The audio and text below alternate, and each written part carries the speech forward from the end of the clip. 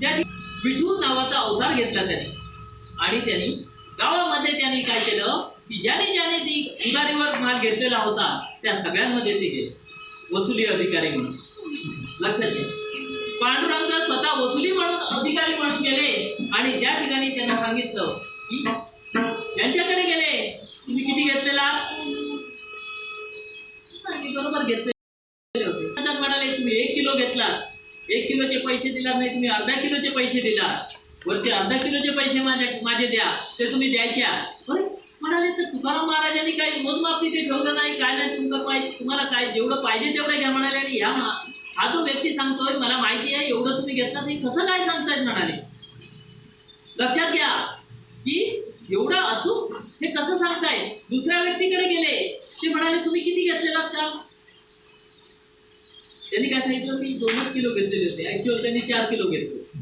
लक्षात घ्या, तर तुम्ही 2 किलो म्हणताय, तुम्ही 4 किलो घेतलेला होता. मला माहिती आहे माझे जे तिथे महाराज बसलेले आहेत त्यांनी मला वसुली अधिकारी म्हणून पाठवलेलं आहे. या ठिकाणी मी विठू नावाचा त्यांचा एक सेवक आहे आणि या ठिकाणी वसुली करता आलेलो आहे. तर त्यांचे जे काय वरचे पैसे आहेत ते तुम्ही मला द्या. सगळे पैसे देत आहेत, सगळ्यांनी पैसे सगळ्यांकडून या पांडुरंगाने पैसे वसूल केले. ज्यांनी फुकट नेलेले होते, न मोजता उचलून नेलेले होते, मिळाले की आपलं सगळं उचलायचं, इकडे हात घालायचं, उचलायचं, पिशवीत टाकायचं, घेऊन जायचं. त्यांना प्रत्येकानं त्यांनी पांडुरंगाने सांगितलं अमुक तुम्ही नेलेले होता तेवढ्याचे पैसे मला आता काय केले पाहिजे, तुम्ही दिले पाहिजे. त्यावेळी सगळे चकित झाले. म्हणाले ही व्यक्ती, या व्यक्तीला माहीत कसं की एवढे आम्ही हे नेलेले होते. लक्षात घ्या, ठीक झालं. शेवटी तो जो पांडुरंग होता, हा पांडुरंग त्या आडदान व्यक्तीकडे गेला. लक्षात घ्या, आडदान व्यक्तीला ते सगळे लोक गावातले घाबरायचे, कारण तो आडदानच होता, दिसायला होता आणि त्याच्या गोष्टीला कोण जायचेच नाही, कारण आडदान असल्यामुळे काय करेल सांगता येत. लक्षात घ्या, त्यामुळे त्या आडदानाकडे सुद्धा पांडुरंग गेला बघा आणि त्यांनी वसुली कशी केली, तो कोणाला 1 रुपया सोडायचा नाही. आता ह्याच्याकडची वसुली कशी करायची? पांडुरंग गेले आणि त्यांनी त्या आडदानाला सांगितलं तो बैर्या, मी अमुक त्या यांच्याकडून आलेला आहे, तुकाराम महाराजांकडून, त्यांचा वसुली अधिकारी म्हणून आलेलो आहे, त्यांचा सेवक म्हणून आलेलो आहे, त्यांनी मला पाठवलेलं आहे. तुम्ही काल 1 पोतं नेलेलं आहे, त्या 1 पोत्याचे पैसे नाही म्हणाले. मी काय 1 पोतं वगैरे काही नेलेलं नाहीये, मी काय पैसे देणार नाही. तुम्ही पैसे देणार नाही, मी तुम्ही दिल्याशिवाय आणि मी घेतल्याशिवाय जाणार नाही. मी इथेच बसून राहणार.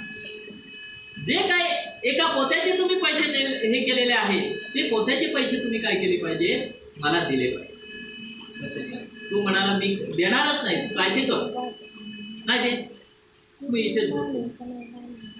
पांडुरंगाने साक्षात काय केलं, मोठमोठ्याने गलबलाट करायला सुरुवात केली तिथून. अरे बघा यांनी एक पोतं नेलेलं आहे आणि हा आमचे पैसे द्यायला तयार नाहीये.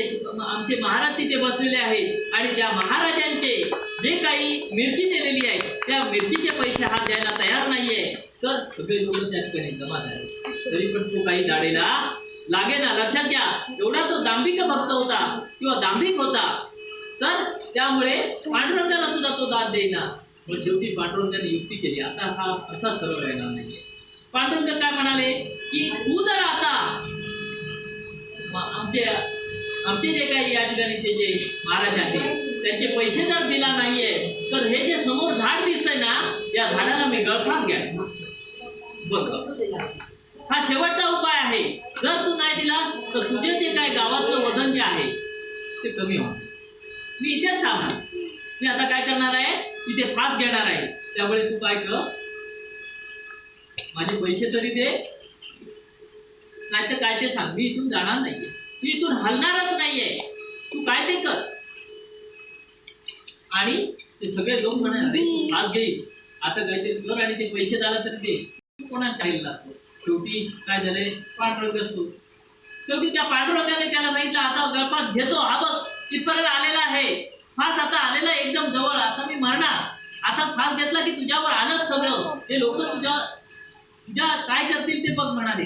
तुझी जी काही या ठिकाणी जे वजन आहे ते तुझं कमी. शेवटी त्या याला तो जो दांभिक जो होता, आडदान जो व्यक्ती होता, त्या आडदान व्यक्तीला ते पैसे काय करावे लागले, त्या पांडुरंगाला द्यावे लागले, त्या वसुली अधिकाराला द्यावं लागलं. म्हणजे केवढी तुकाराम महाराजांची त्या ठिकाणी भक्ती होती बघा.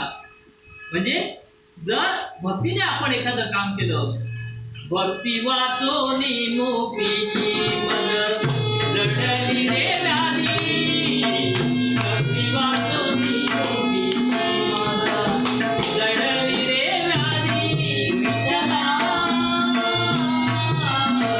हीच करा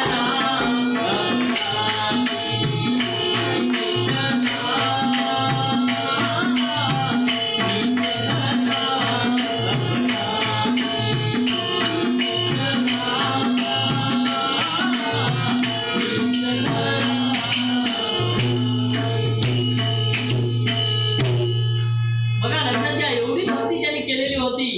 आणि त्यामुळे काय झालं की तो पांडुरंगाने काय केलं, आता मी हे पैसे महाराजांकडे कसं देणार. पण तुकाराम महाराजांकडे गेलं तर महाराजांना संशय आला. म्हणून त्याने युक्ती काय केली बघा पांडुरंगाने. म्हणून भक्ती कशी करायची बघा. पांडुरंग कोणत्या ना कोणत्यामध्ये आपल्या रूपामध्ये आपण जी काही सेवा करतो त्या सेवेचं आपले जे ऋण आहे ते ऋण ते खेळत असतो. लक्षात घ्या, त्याला फक्त काय आहे, तुमचं नामस्मरण हेच त्यांना पाहिजे असतं. बाकी तुमच्याकडून तुम्ही मिठाई ठेवा, पेढे ठेवा, नारळ ठेवा, काही ठेवा, त्याची त्यांना